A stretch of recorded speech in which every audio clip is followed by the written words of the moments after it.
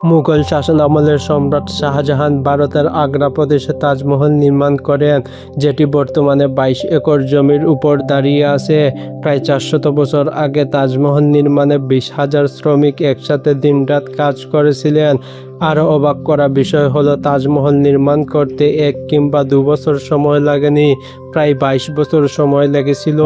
বিভিন্ন তথ্য অনুযায়ী তাজমহলের বর্তমান বাজার মূল্য প্রায় $1 বিলিয়ন মার্কিন ডলার। কারণ এই ইমারতে মুঘল স্থপতিরা তাদের দক্ষতার এমন অনেক নিদর্শন রেখে গেছেন, যার প্রশংসা বিশ্বের শীর্ষ প্রকৌশলীরা আজও করতে থাকেন। তাজমহল এমনভাবে ডিজাইন করা হয়েছে যে মূল ফটকের পিছন থেকে দেখলে এটিকে অনেক বড় মনে হয়। তবে আশ্চর্যের বিষয় হলো, আপনি যখন তাজমহলের মূল ফটকের দিকে এগিয়ে যাবেন, স্বয়ংক্রিয়ভাবে এর আকার ছোট হতে থাকবে। আপনার মস্তিষ্ককে কিছু সময়ের জন্য বিভ্রান্ত করার এটাই প্রথম কৌশল নয় যা মুঘল স্থপতিরা ব্যবহার করেছিল।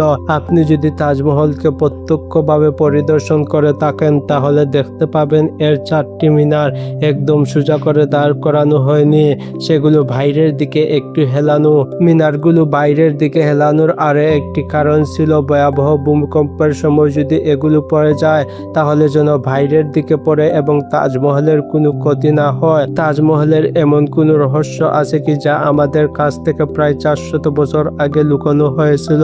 আর যে যুগে কংক্রিট বা ইস্পাত ছিল না, সেই যুগে এই বিশাল সমাধিস্রোত এবং তার উপর 40 মিটার উঁচু গম্বুজ কিভাবে তৈরি করা হয়েছিল? এই ঘটনার সূচনা হয়েছিল 1607 সালে, যখন ভারত ও পাকিস্তান রাষ্ট্রে মুঘল সাম্রাজ্যের শাসন চলছিল। সেদিন মুঘল সম্রাটের ছোট ছেলে শাহাবুদ্দিন মুহাম্মদ খুররম 15 বছরে পা দিয়েছিলেন এবং তার উদযাপনে আগ্রা ফোর্টে এক জাঁকজমকপূর্ণ ভোজসভার আয়োজন করা হয়েছিল। খুররম মুঘল সম্রাটের সবচেয়ে প্রিয় পুত্র ছিলেন, তাই তার প্রতিটি জন্মদিনে তাকে হীরা, জহরত ও সোনা দিয়ে ওজন করা হতো, অর্থাৎ রাজকুমার খুররমের ওজনের সমান সম্পদ তার নাম করে দেওয়া হতো। কিন্তু এই জন্মদিনে আরও বিশেষ কিছু ঘটতে চলছিল। মুঘল সম্রাট রাজকুমার খুররমের বিয়ে দিলেন তার এক মন্ত্রীর মেয়ের সঙ্গে, যার নাম ছিল মমতাজ। পরবর্তী 10 বছর রাজকুমার বেশ কয়েকটি যুদ্ধে অংশগ্রহণ করেন এবং বিজয়ও লাভ করেন। এতে খুশি হয়ে সম্রাট তাকে শাহজাহান উপাধি দেন, যার অর্থ হলো বিশ্বের সম্রাট। শাহজাহানের মোট 6 জন স্ত্রী ছিলেন, যারা আগ্রা ফোর্টের হেরেমে বসবাস করতেন। 6 জনের মধ্যে শাহজাহান মমতাজকে সবচেয়ে বেশি ভালোবাসতেন।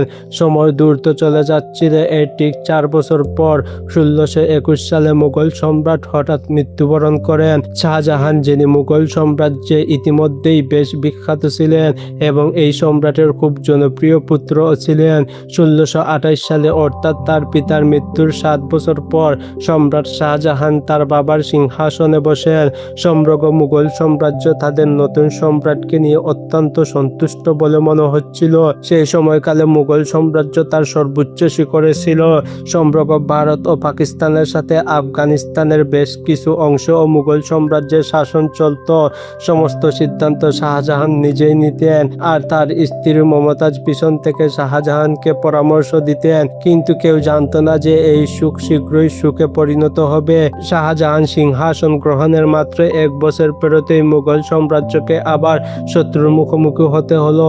পরের 2 বছর যুদ্ধ চললে এবং শাহজাহান এই যুদ্ধে সফলতা পেলেন। কিন্তু শাহজাহান যখন এই সাফল্য উদযাপন করতে যাচ্ছিলেন, তখন তাকে একটি দুঃখজনক সংবাদ দেওয়া হলো। মমতাজ মহল, যিনি শাহজাহানের চতুর্থ সন্তান জন্ম দিয়েছিলেন, তার অবস্থার অবনতি হলে এবং 1631 সালের 17 জন তিনি অনিচ্ছায় এই পৃথিবী থেকে বিদায় নিলেন। মমতাজের মৃত্যুর 6 মাস পর 1632 সালে তাজমহলের নির্মাণ কাজ শুরু হয়েছিল। 20,000-এরও বেশি শ্রমিক, পাথর কাটার কারিগর ও শিল্পীদের পুরো সাম্রাজ্য থেকে একত্রিত করা হলো। শাহজাহানের আদেশে সৈন্যের পর সৈন্যদের ভারতের আগ্রা প্রদেশে নিয়ে আসা হলো। যেহেতু মমতাজের কবর যমুনা নদীর পাশে ছিল, তাই এই স্থানে পৃথিবীর সবচেয়ে সুন্দর ইমারত নির্মাণ করা ছিল অত্যন্ত কঠিন কাজ। নদীর তীরের জমি বেশ নরম থাকে এবং সেখানে খনন করলে পানির প্রবাহ তাজমহলের ভিত্তির ক্ষতি করতে পারত। এই সমস্যা সমাধানের জন্য মুঘল প্রকৌশলীরা প্রথমে মাটির ভিতরে পাথরে অনেক কূপ করতে শুরু করলেন। শ্রমিকরা কূপ করতে থাকতো যতক্ষণ না শুকনো মাটি দেখা যেত। এই কূপগুলো পাথর ও চুন দিয়ে ভরা হলে এবং তার উপর পাথরের বড় বড় স্তম্ভ দাঁড় করানো হলো। এইসব কাজ সম্পূর্ণ করতে শ্রমিকদের পাশাপাশি হাতির একটি বিশাল বাহিনীও ব্যবহার করা হয়েছিল। মুঘল সাম্রাজ্যের প্রকৌশলীদের এই কৌশল কাজে আসলে এবং এখন নরম মাটিতে ইস্পাতের মতো শক্তিশালী একটি ভিত্তি তৈরি হয়ে গেল। ভিত্তির পর এবার পালা এমন একটি ইমারত ডিজাইনের যা আগে কেউ দেখেনি, এমন একটি ডিজাইন যা আগের সব রেকর্ড ভেঙে ফেলবে। তাজমহল ডিজাইনের ধারণা শাহজাহান তার পূর্বপুরুষদের সমাধিস্রোত থেকে নিয়েছিলেন। বাবার সমাধিস্রোত থেকে মিনারের ধারণা, দাদার সমাধিস্রোত থেকে মূল কাঠামোর ধারণা এবং চাচার সমাধিস্রোত থেকে গম্বুজের ধারণা নেওয়া হয়েছিল। এই সব কিছু একত্রিত করা হলে একটি অসাধারণ ও জাঁকজমকপূর্ণ ডিজাইন সামনে উঠে আসে। ধারণা করা হয়েছে তাজমহল নির্মাণে এত বেশি লোক নিয়োগ করা হয়েছিল যে আশেপাশের এলাকায় খাবার সংকটও দেখা দিয়েছিল। 20,000 শ্রমিক ও কারিগরের চাহিদা পূরণ করতে সম্রাট শাহজাহান আশেপাশের সব এলাকা থেকে শস্য ভারতের আগ্রা প্রদেশে নিয়ে আসেন। বহু বছরের পরিশ্রমের পর ইমারতের কাঠামো সম্পূর্ণ করা হলো এবং বাকি ছিল এটিকে মার্বেল দিয়ে সাজানোর। এই মার্বেল আগ্রা থেকে প্রায় 400 কিলোমিটার দূরে রাজস্থান থেকে আনতে হবে, কারণ মাকরানার মার্বেল আজও বিশ্বের সেরা মার্বেল হিসাবে পরিচিত। সম্রাট শাহজাহান তাজমহলের জন্য সমস্ত মাকরানার মার্বেল সংরক্ষণ করে রাখলেন, অর্থাৎ তাজমহলের চাহিদা পূরণ না হওয়া পর্যন্ত অন্য কাউকে এই মার্বেল কেনার অনুমতি দেওয়া হয়নি। 1000 হাতির সাহায্যে হাজার হাজার টন ওজনের মার্বেল রাজস্থান থেকে আগ্রায় আনা হলো। তাজমহলের ফিনিশিং এর জন্য এটিকে পিয়েত্রা দুরা বা পারচিক নারী দিয়ে সাজানো হয়েছিল।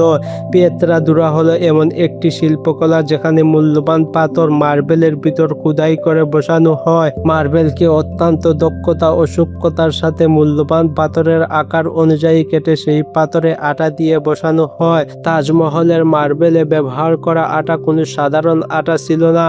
অনেক গবেষণা ও পরীক্ষা নিরীক্ষার পর জানা গেছে যে এই আটা তৈরি হতো চিনির রস, লেবুর রস ও মার্বেলের গুঁড়া মিশিয়ে। সেই একই ধরনের আটা আজও তাজমহলের কোনো সংস্কারে ব্যবহার করা হয়।